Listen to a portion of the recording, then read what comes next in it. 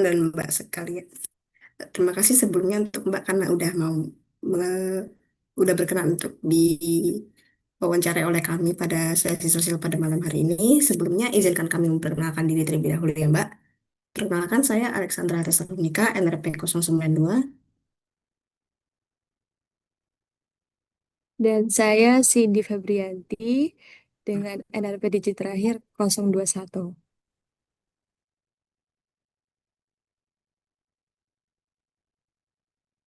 Saya Turis Eriko, NRP 095. Baik, sebelum kita mulai sesi sosial utamanya pada malam hari ini, boleh izin untuk dokumentasi dulu nggak Mbak? Boleh, boleh. Si dokumentasi ya. Untuk teman-teman jangan lupa dokumentasi masing-masing ya.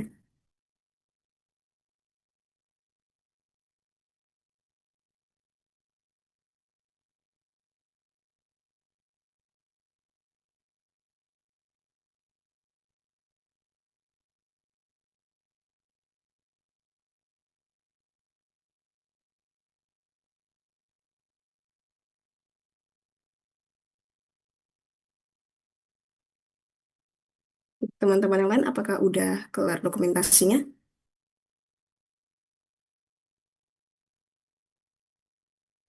Oke, baiklah. Jadi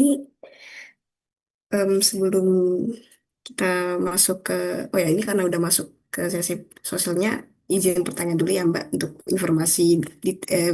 informasi dasar soal Mbak. Boleh kenalin nama lengkap, nama panggilan sama NRP dan angkatan Mbak nggak sama asal daerah Mbak? Oke. Halo semuanya, kenalin aku Tania Marsha Kiroyan, biasa dipanggil Tania. Terus aku dari angkatan 23 dengan 3 digit NRP terakhir 016, sama aku aslinya dari Surabaya. Oke Mbak, salam kenal Mbak. Mungkin teman-teman yang lain bisa ngajuin pertanyaan juga. Baik, Mbak. Terima kasih atas pengenalannya. Mungkin saya izin bertanya ya, Mbak ya. Mungkin job desk yang dipegang Mbaknya di Departemen Eksternal ini bagian apa ya, Mbak? Terima kasih. Oke, jadi di eksternal itu aku kalau proper itu aku pegang proper actuarial tuh. Terus kalau dari agendanya itu aku pegang LGA atau Let's Go Club. Baik, terima kasih Mbak. Mungkin dari yang lain ada pertanyaan.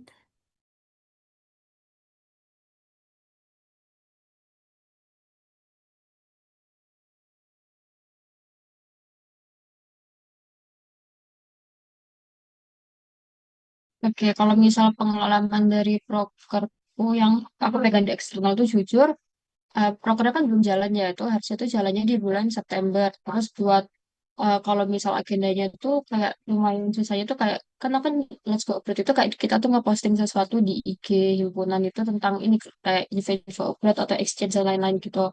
Nah, menurutku kayak cari infonya tuh lumayan rada susah. Terus juga kayak kita tuh kadang bingung gitu loh mau kayak mau ide kontennya tuh apa gitu.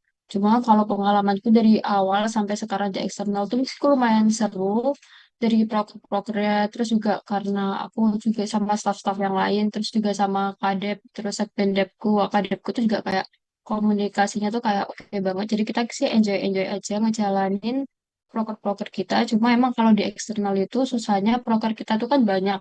Terus juga kayak timeline-nya tuh juga urut mau gitu. Jadi kayak satu acara selesai langsung move gitu-gitu. Jadi kayak ya lumayan pusing sih tapi. Terus aku juga mau nanya Mbak, Eh, terus peran Mbak di Departemen Eksternal untuk karir Mbak ke depannya tuh apa?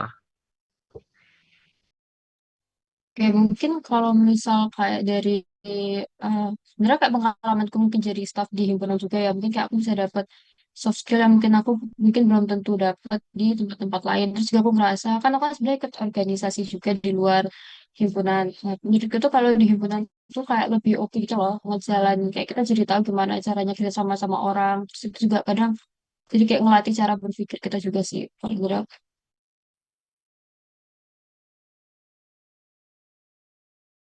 Ya Mbak, terima kasih banyak buat jawabannya tadi. Nah, aku juga mau nanya lagi nih. Eh, pengalaman Mbak. Kalau Mbaknya sebelumnya magang di eksternal nggak Mbak? Nah, sebenarnya waktu itu aku daftar, cuma aku sayangnya tidak magang. Jadinya aku baru langsung join gitu, nggak pakai magang. Oke, kalau gitu pengalaman Mbaknya sejauh ini sebagai staff secara keseluruhan itu bagaimana?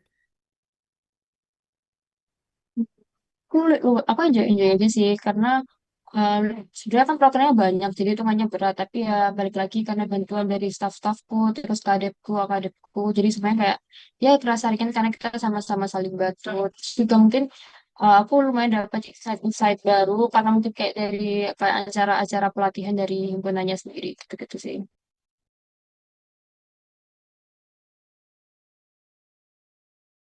Baik, Mbak. Terima Mbak. Mungkin teman-teman yang lain boleh lanjut. Oke. Saya mau nanya ini Mbak, proker terbesar apa kayak yang udah dijalani Mbak itu di eksternal dan proker yang paling mudah dicapai menurut Mbak Tania? Mungkin itu. Terima kasih Mbak. Mungkin kalau dari sejauh ini kan yang udah jalan tuh baru 4 progres ingatku. Terus berarti yang paling berat itu yang baru aja kemarin tuh company visit. Itu kan kita ke Jakarta ya. Jadi itu kayak menurutku berat banget dan ternyata kayak banyak perubahan gitu. Jadinya kayak kita tuh serba dadak juga kerjanya. Terus kayak kita nggak expect aja kalau ternyata job desk-nya tuh beneran banyak dan beneran nggak gampang ngekondisiin 120 orang gitu. Apalagi kita kayak di luar kota gitu sih. Jadi rencananya juga lumayan-lumayan susah. Terus kalau yang paling gampang tuh apa ya? Kayaknya mungkin welcome visit sih yang paling gampang.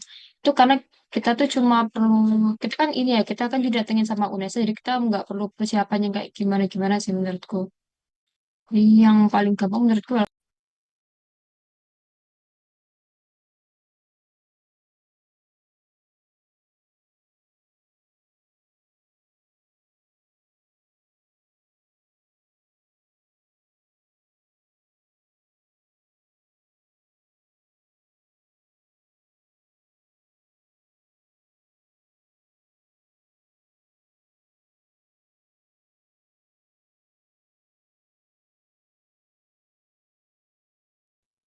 Nah, kalau dari aku sih menurutku himpunan itu cukup oke, sangat oke malah menurutku kalau misal kalian emang pengen berkembang di bidang manajerial kayak itu tuh bener-bener nguji, ya itu bener-bener nguji manajerial kalian, terus juga itu ngebuat ngelatih cara berpikir kalian, terus kayak gimana caranya nyiapin proker, terus juga gimana caranya kerja sama banyak orang. Jadi menurutku sangat oke sih kalau emang kalian pengen fokusnya di manajerial.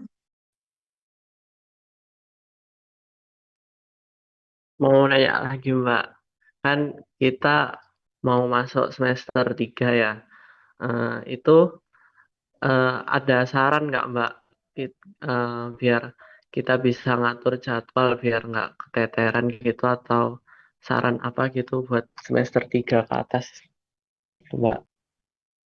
Menurutku kalau semester 3 atau semester 3 ke atas sih yang penting kalian harus pintar-pintar bagi waktu. Terus kalau misal kayak kalian mau kegiatan entah itu di dalam departemen ataupun di luar departemen itu kalian kayak pikir-pikir dulu aja kayak kira-kira kalian sanggup gak ya ngejalanin acara itu. Terus juga di sisi lain kalian harus belajar. Karena takutnya kalau misal kalian terlalu fokus berkegiatan kalian tuh nantinya malah nggak fokus di akademik itu jadinya takutnya akademiknya keteteran. Jadi menurutku kalau misal kalian mau ikut kegiatan jangan FOMO. Terus kayak lumayan banyak yang FOMO terus kayak kalian malah kadang milih ngilang gitu di acaranya sih. Jadi menurutku ya pinter-pinter bagi waktu sama pinter-pinter ikut kegiatan aja sih. Yang penting utamain dulu akademik. Ya Mbak, makasih buat sarannya. Izin nanya lagi. Menurut Mbak, apa sih tantangan terbesar Mbak dalam menjaga performa dan kedisiplinan sebagai anggota HIMA selama kabinet ini berjalan? Itu salah satu hal yang rada satu gimana caranya kalian tuh kayak nge-handle kan sebenarnya aku kalau misal kalau di himpunan tuh kalian tuh nggak cuma ikut di ini ya program kalian kalian bisa bantu-bantu di prokernya departemen lain jadi ya menurutku susah sih lumayan cara bagi waktunya sama kayak kadang tuh kalau misal capek itu kayak rasanya kan kayak pengen ngilang aja kan itu tuh kayak nggak bisa gitu loh jadi kayak ya mau nggak mau harus tanggung jawab sampai akhir tergantung proker apa yang emang kalian pegang waktu itu harus diselesaikan sampai akhir terus juga harus komitmen sih jangan kayak tiba-tiba ngilang atau tiba-tiba nggak kompeten terus nggak tanggung jawab sama yang harusnya kalian selesain gitu sih.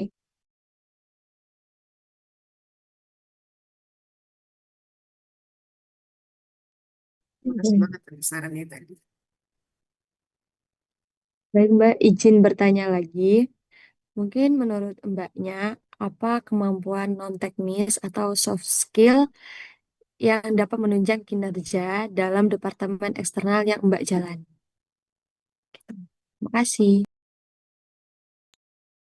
Mungkin salah satunya karena kita di eksternal tuh jadi mungkin public speaking kali ya karena kita kan juga berhubungan sama pihak-pihak luar kayak contohnya misal kalau kita visit kita ketemu sama teman-teman dari kampus lain terus kalau misal company visit kita bisa jadi penghubung buat dari himpunan ke perusahaannya jadi mungkin itu sih kalau dari aku terus juga kadang kalau misal di eksternal tuh kita tuh harus ngedatengin undangan-undangan gitu loh kayak undangan dari BEM terus undangan dari bisa BMI, BMF kayak gitu deh jadi kayak ya harus mungkin public speaking aja sih.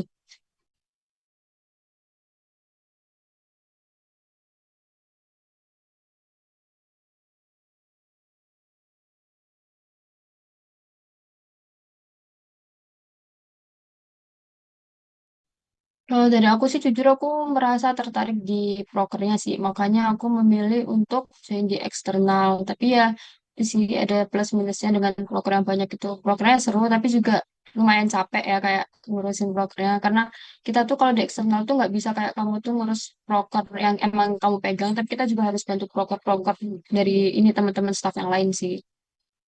Jadi menurutku karena seru aja sih departemennya makanya aku memilih di eksternal.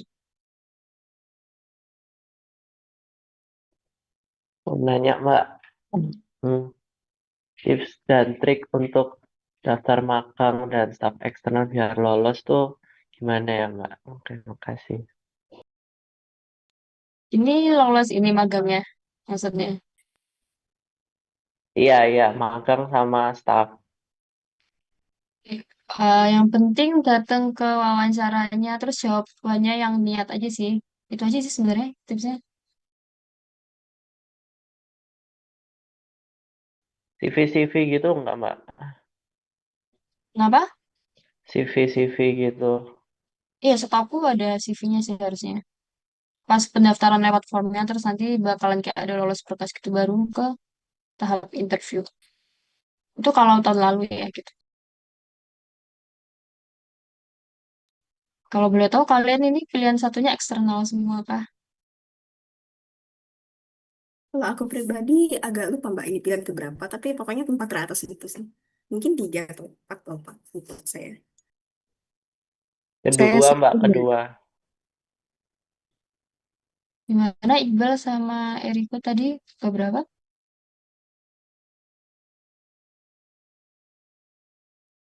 Kedua juga. Pertama yang ini, entrepreneur, pengen uang. Oke, apakah ada pertanyaan lain?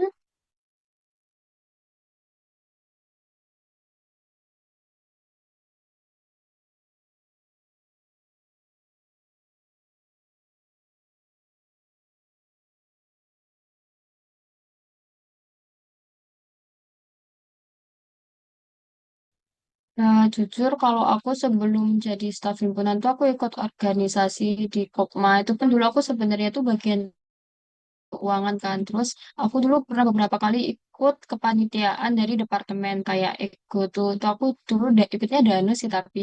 Terus sama waktu itu aku ikut Jejak. Itu aku jadi sponsor. Sebenarnya aku nggak ada basic yang eksternal banget gitu loh. Cuma mungkin karena aku dulu di sponsor, jadinya aku pernah ini kan kayak kontakan sama orang luar. Jadi cuma itu sih yang aku punya mungkin skill yang berhubungan dengan eksternal sebelum join di Hima. Mbak mau nanya, waktu itu Mbak eksternal tuh pilihan pertama. Iya, waktu itu aku mendaftar jadi staff itu aku eksternal di pilihan pertama.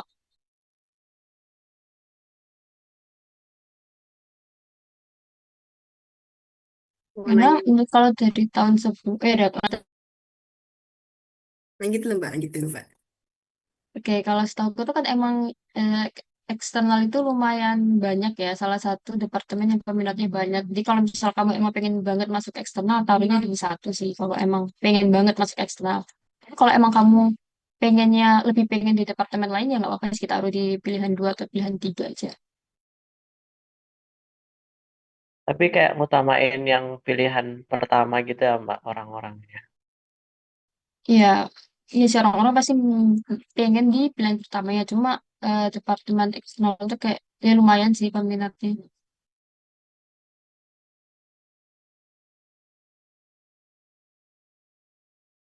Kalau misalnya mau nanya Mbak, kalau misalnya mau daftar di eksternal itu kalau harus ada basic, harus di CV itu harus ada pengalaman jadi PR atau apa gitu kan Mbak? Atau mungkin open buat semua kesempatan baru?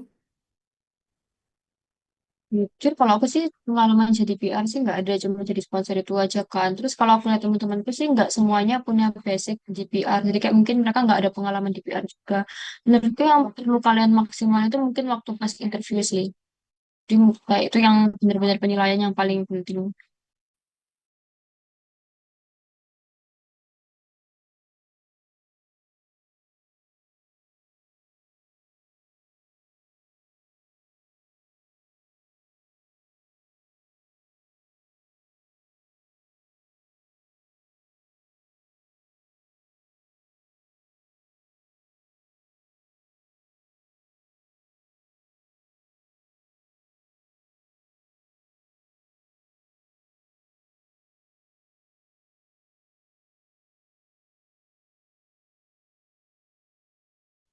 Menurutku nggak begitu mengganggu sih, karena sebenarnya company visit itu kan tanggalnya mundur ya, dari yang awalnya tanggal 22 ke tanggal 29 seingatku itu mundur.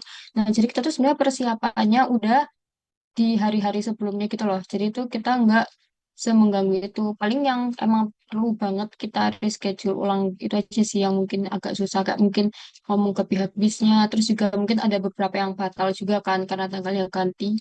Cuma kalau dari kita sih oke aja sih persiapannya nggak mengganggu yang gimana gimana.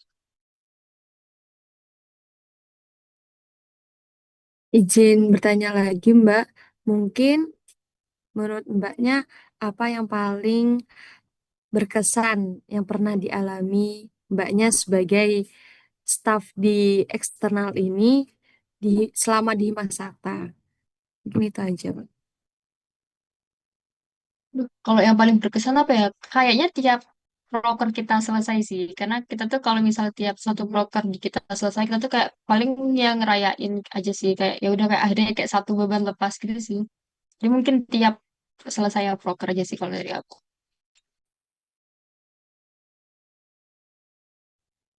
Dan saya mau tanya lagi nih, Mbak. Menurut Mbaknya ini apa kekuatan utama dan kekurangan Himasata saat ini dari sisi SDM-nya gitu. Kalau misal dari SDM-nya menurutku ya kalau kelebihannya tuh kayak nggak banyak yang hilang aja sih kalau aku. Kayak kan karena itu kalau misal kita organisasi itu kan kayak baik banyak yang hilang gitu kan kayak baik yang kayak kesannya tuh kayak nggak niat gitu. Tapi kalau misal di Himas tadi aku ngerasa itu jadi nilai plus sih. Cuma kalau buat kekurangannya jujur aku belum nemu sih kalau misal kekurangan di staff di Himas.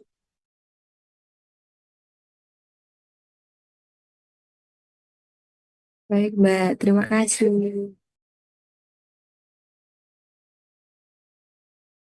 Kalau teman-teman masih ada yang punya pertanyaan, boleh dikeluarin semuanya mumpung ada Mbak yang bisa ngasih kita pandangan lebih gitu. Ayo guys.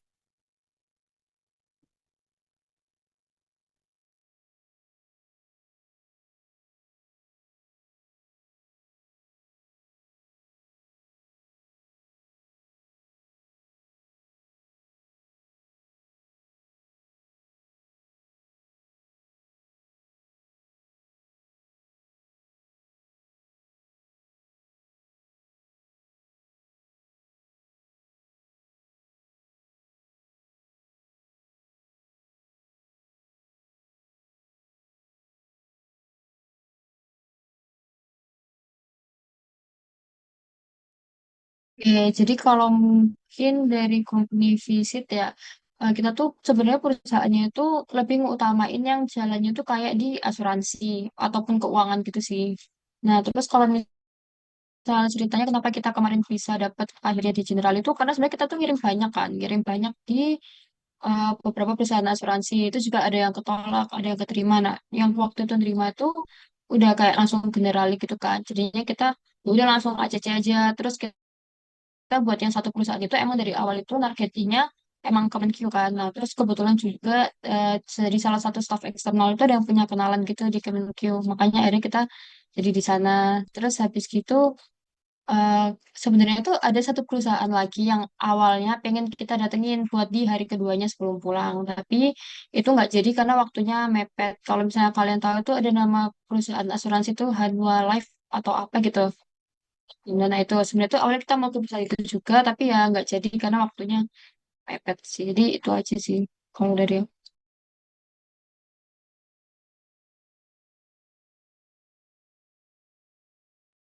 Kalau dari kalian sebenarnya menurut kalian proker apa di eksternal yang paling menarik perhatian kalian? Kalau dari aku pribadi, Mbak, aku dari awal ngeliat pokernya ini aktuarial gue sih, soalnya bener-bener ngasih insight banget. Soalnya aku lumayan suka internasionalisasi gitu. Beneran ego atau karena aku yang pegang ego? Enggak, ini udah lama dari awal pertama ikutnya aktuarial gue. Tuh poker enak banget. Oke, kalau yang lain? Kalau menurutku sih Mbak, company visit kemarin itu. Karena ya kita selain belajar juga, ya kita jalan-jalan gitu. Terus kalau yang lain?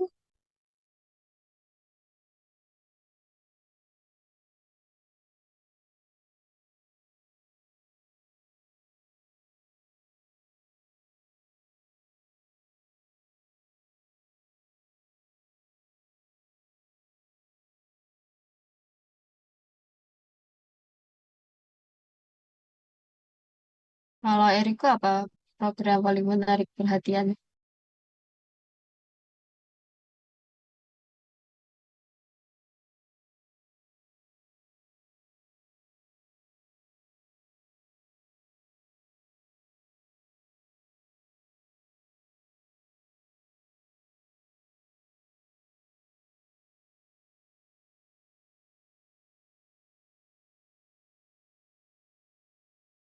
Ayo, Rek, ditanya itu. Menurut kamu prokernya eksternal yang paling menarik itu apa? Eh, Menurutku tuh yang menarik baru kompis ya aku ngerasain. Menurutku kompis seru.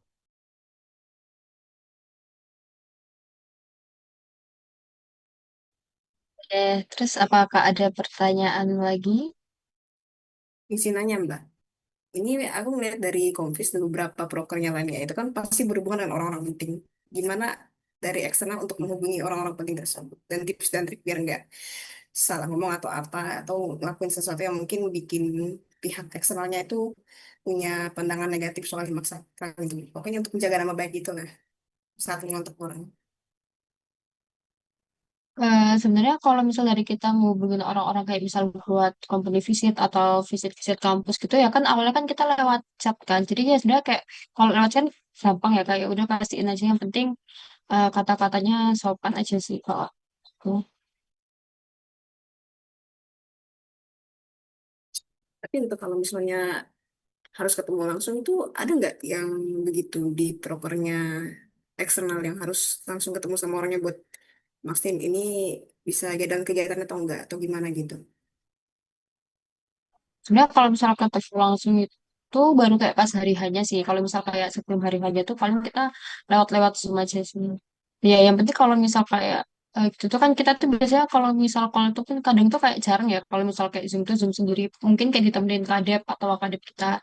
Jadi kadang kalau misal kayak kita udah bingung mau ngomong apa tuh biasanya kita kayak minta tolong ke kadep kita juga buat bantu ngomongin supaya gimana kesannya tuh sopan gitu aja sih. Oh, sih. Ayo guys teman-teman, keluarin semua pertanyaan kalian.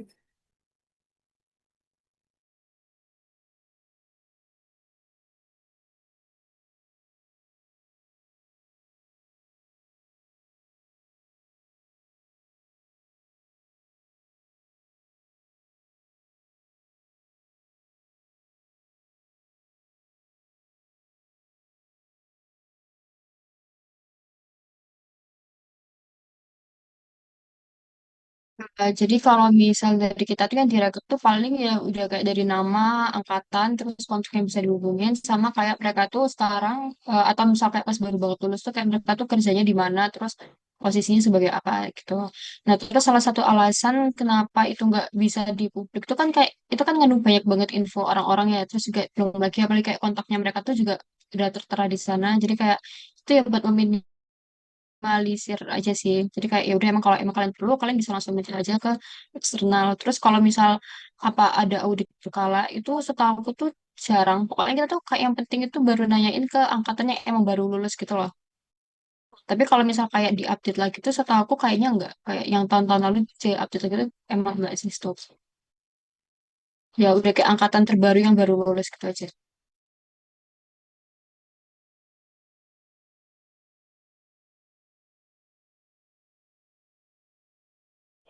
Bisa itu kalian bisa langsung aja minta ke salah satu staff eksternalnya aja.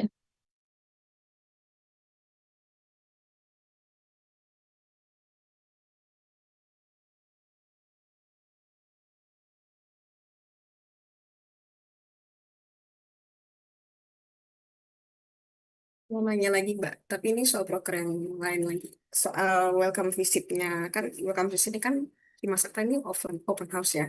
Nah, sejauh ini em, hima yang paling hima yang paling yang linear sama hima sakta yang paling berkesan buat diajak welcome visit itu apa, Mbak? Jujur karena aku dulu nggak magang ya, jadi aku kurang tahu yang pernah yang kayak kita welcome visit, yang kita open house itu. Setahu aku tuh aku soalnya belum ini kan belum join di eksternal. Cuma mungkin salah satu yang berkesan tuh juga UNESA kali ya, karena UNESA itu benar-benar baru pertama kali dia tuh angkatan pertama kan, jadi mereka tuh belum punya himpunan gitu loh. Jadi kayak mereka benar-benar langsung kayak minta insight gitu. Jadi kayak kalau bisa dibilang kalau dari kata-kata wakadep atau kadep atau staff yang lain itu emang yang kemarin tuh lebih full materi gitu dibanding kayak visit umumnya, karena emang mereka tuh benar-benar perlu insight dari kita gitu sih. Terima kasih poinnya.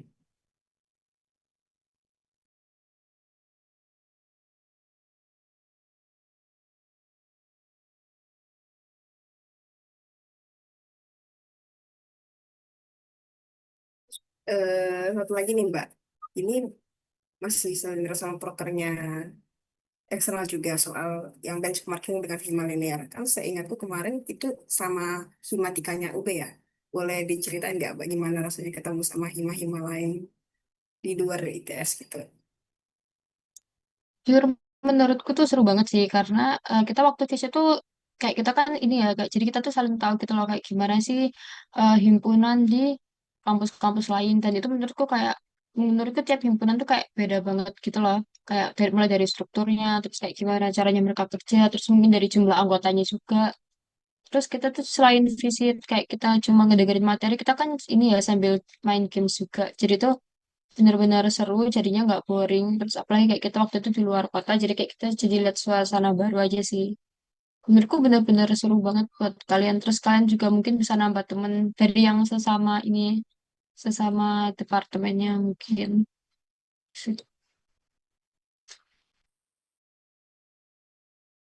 Oke, Saya menurut silakan Mbak, silakan. ya, jadi mungkin jadi menurut kita kita tuh mungkin bisa dapet inspirasi kalau proker-proker lain gitu loh. Karena kita kan jadi tahu kan proker-proker di kampus lain itu gimana. Mungkin tuh jadi bisa kayak jadi referensi atau ide. Mungkin kalian mau munculin proker baru atau gimana gitu sih. Oke Mbak, terima kasih infonya. Mungkin Iqbal tadi ada pertanyaan apa?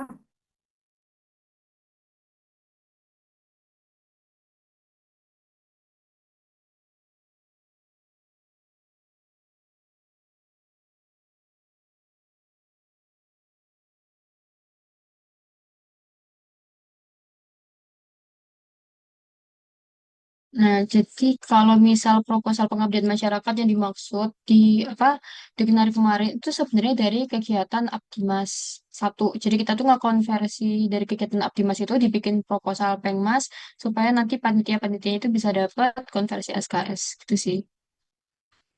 Terus konversinya tuh lumayan banget kalau mau dihitung gitu. Kalau nggak salah 2 SKS.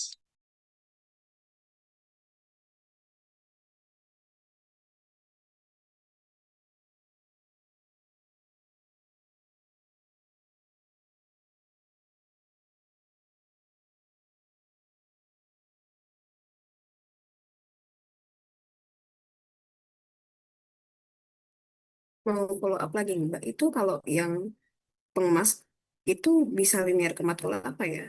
Oh, apa gitu Mbak? Yang dapat 2 SKS itu.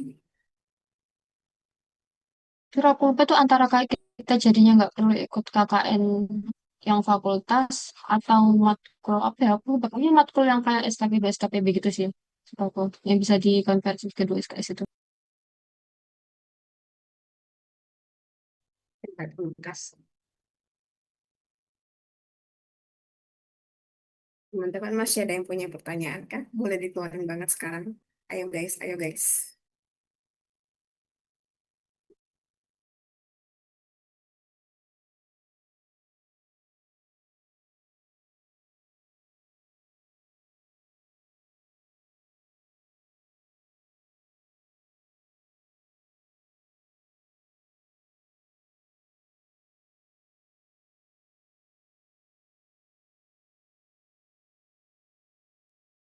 Mau nanya lagi Mbak soal ini. Let's go abroad. Itu tuh informasinya itu didapat dari mana sebelum disalurkan ke mahasiswa? Dan biasanya informasi yang yang disalur ini harus yang berkaitan dengan apa atau random aja yang berkaitan sama internasionalisasi.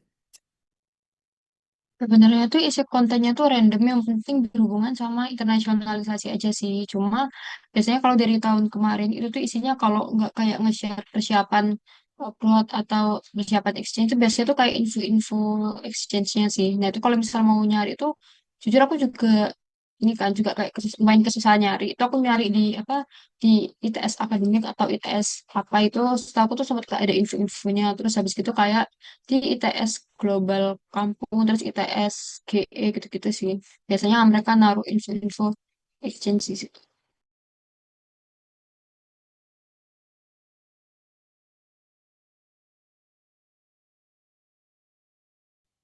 Ya Mbak, terima kasih. Sama ini, bentar. Sama mau nanya lagi Mbak, ini soal aktuarial Go. Itu biasanya kriteria narasumbernya itu harus yang berkaitan dengan apa atau dari mana aja bisa. Soalnya setahuku itu sendiri juga masih belum banyak ya soal eh, anak-anak yang tukaran pelajar gitu atau apa.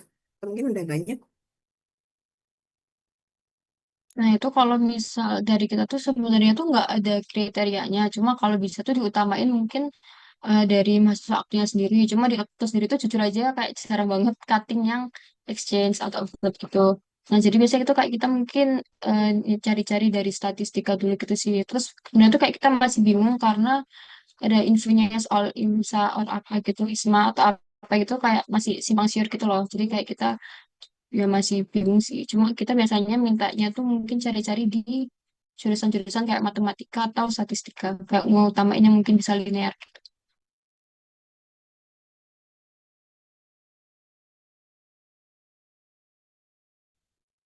Baik Mbak, terima kasih atas infonya. Mungkin teman-teman ada pertanyaan lain.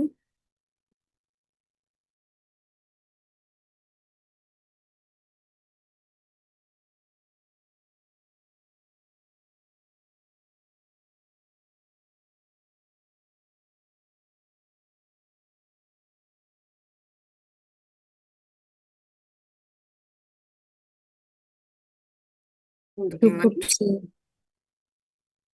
Riko gimana? Udah cukup kah? Cukup, Mbak. Oke, baiklah. Jadi mungkin tadi itu pertanyaan terakhir untuk sesi sosial kita hari ini. Sekali lagi makasih buat Mbak Tania karena udah mau berbagi sama kami pada hari ini soal departemen eksternal dan segala prokernya. Makasih sudah menambah insight baru dan semoga dengan sosial karir ini kami semakin berminat lagi untuk join eksternal. Dan semoga kami bisa memenuhi kriteria nanti kalau daftar magang atau apa. Terima kasih Mbak sekali lagi dan sebelum menutup sosial hari ini bolehkah kita dokumentasi dulu Mbak? Boleh, boleh.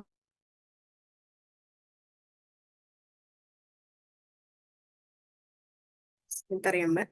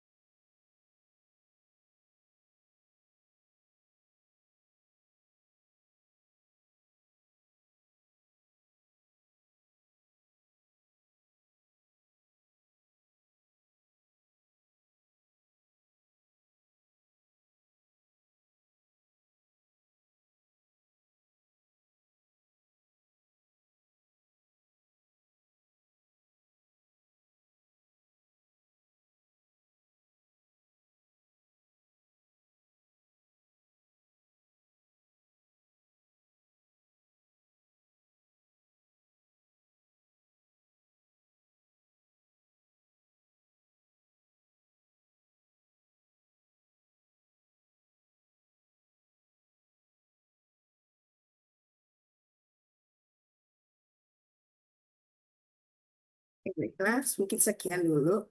Dokumentasi udah selesai. Makasih banyak buat Mbak dan teman-teman. Dan khususnya buat Mbak karena udah mau sosial pada hari ini. Tanpa mengurangi rasa hormat, kalau setelah ini Mbak ada kegiatan boleh meninggalkan Zoom. Sekali lagi terima kasih Mbak.